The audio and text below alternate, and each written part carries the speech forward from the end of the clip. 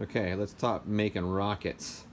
So this is the rocket I made, and it went pretty good. Last year we made rockets in the previous times with cardboard, and this year I opted. These are some rockets that kids have made over the past few years.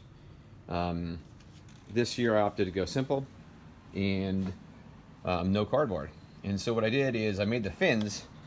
So well, first of all, let's start with the engine. The engine is just basically a bottle that's not been cut at all. Don't nick it, don't cut it at all. That's the engine, that's the part on the bottom. Then we have the cargo area, and the cargo area is a bottle that has been cut, top and bottom off, and you get the middle part, and that's the middle part there. Whatever. Okay. And you tape it on. So your rocket begins to look like this, right? Where this is the rocket nozzle at the bottom. Okay, you tape that on. Okay. Next, I've got a parachute, and the parachute is just taped with one small piece of tape, and that's the parachute with a trash bag. Okay. Use some piece of tape for reinforcement, and just tape it there. Okay. In the at the top, what we're gonna do is we take these glue sticks, and you could use a pen, maybe like a felt pen, like a Crayola felt pen or whatever. And what I've done is I've taped them like this, and so there's 3 of them, one on each third, and I tape like this. So what is the purpose of those? The purpose of those is to keep this is the launch pad. The purpose of those is to keep the cone on. But let's talk about those in a moment. Let's talk first about the launch pad. So here's the launch pad. It's actually a NASA design. Hard to believe, but it is.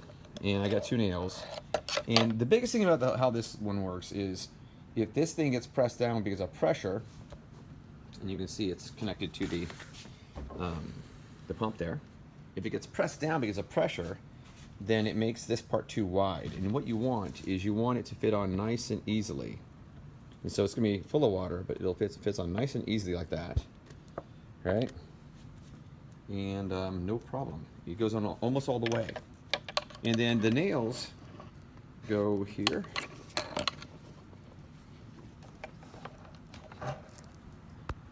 There, and on the other side as well. And it doesn't have to be super tight, actually. Doesn't be super tight. Just like that, it holds on to the rocket. And so, all right. So let's go back. Actually, just yank it out when you're full of air. So let's go back to here. So the problem with this is that if you don't have these things, they're called tabs, then the rocket doesn't sit straight, or it actually gets the cone gets stuck on. So you'll see on these ones, yet the cone is here, and if the cone actually gets pressed on hard, what I'm doing is just kind of pressing it on.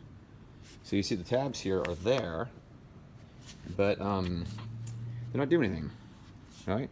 And so I want the cone to come off, right? So when the rocket goes up, it gets to the top, and then when it drops, the cone is supposed to come off like that.